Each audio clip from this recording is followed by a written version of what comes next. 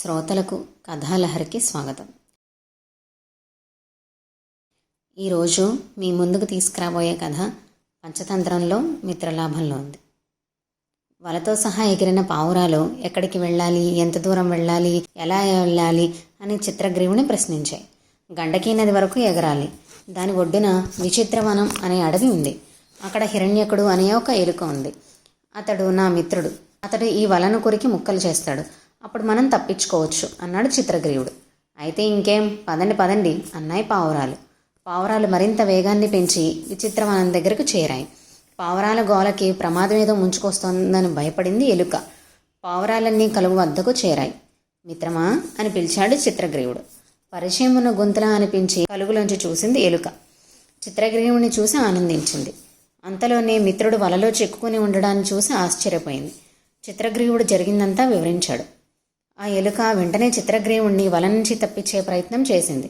వలను కొరకసాగింది. ఆగాకు మిత్రమా, ముందు నన్ను కాదు నా వారిని విడిపించు. ఎందుకంటే రాజుగా తోటి వారిని కాపాడడం నా కర్తవ్యం అన్నాడు చిత్రగ్రీవుడు. వల కొరక్కుండా ఆలోచిస్తోంది ఎలుక. ఏమిటి ఆలోచిస్తున్నావు మిత్రమా అని అడిగాడు. ఏం లేదు మిత్రమా, నా పళ్ళు కొంచెం ఇబ్బంది పెడుతున్నాయి. మొత్తం వలంతా కొరకాలంటే కష్టం. ముందు నిన్ను విడిపించని, తర్వాత మిగిలిన పావురాల్ని కూడా విడిపిస్తాను అంది ఎలుక. చిత్రగ్రీవుడికి ఆ మాటలు నచ్చలేదు. అప్పుడు ఎలుక, మిత్రమా, మిగిలిన పావురాల్ని కూడా విడిపిస్తా. చెప్పానుగా నా పళ్ళు ఇబ్బంది పెడుతున్నాయని, ముందు నిన్ను విడిపిస్తాను అని. చిత్రగ్రీవుడి దగ్గర వల తాళ్లను కొరికే ప్రయత్నం చేయబోయింది. చిత్రగ్రీవుడు వెనక్కి జరిగాడు. నీకు నొప్పి కలగనంత వరకు నన్ను తప్ప ఎంతమందిని వీలైతే అంతమందిని విడిపించు.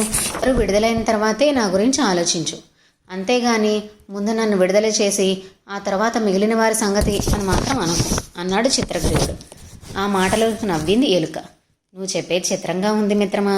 తనకు మాలిన ధర్మం అంటారే, అలా ఉంది నువ్వు మాట్లాడేది. ముందు నీ గురించి ఆలోచించు, తర్వాత మిగిలిన వారి సంగతి. అలా కాదు, ముందు వారి గురించే ఆలోచించి తర్వాత నా సంగతి అంటావా?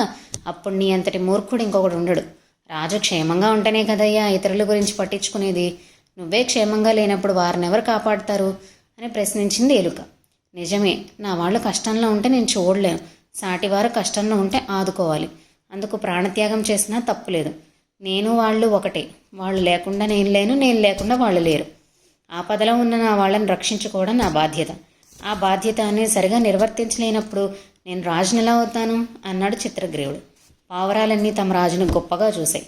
మనం ఉన్న 4 రోజులు 4 కాలాల పాటు నిలిచే పనులు చేయాలి. అందుకే చెప్తున్నా, ముందు నా వాళ్లను కాపాడు, తర్వాత వీలైతేనే నన్ను కాపాడు అన్నాడు చిత్రగ్రీవుడు. అతని రాజనీతిని చూసి ముచ్చటపడ్డింది ఎలుక. తన మిత్రుని మెచ్చుకోకుండా ఉండలేకపోయింది. మిత్రమా, నువ్వెంత మంచివాడివి. నీ వంటి గుణాలున్నవాడు ఖచ్చితంగా చరిత్రలో తనకంటూ ఒక స్థానాన్ని పొందుతాడు అని మెచ్చుకుని వల తాళ్లన్నీ కొరికి ఆ పావురాలన్నిటినీ విముక్తుల్ని చేసింది. ఈ కథలో చిత్రగ్రీవుడు తన కోసమే కాకుండా ముందుగా ఒక రాజుగా తన వారిని రక్షించుకోవాలని అనుకున్నాడు. తర్వాతే తన గురించి ఆలోచించాడు.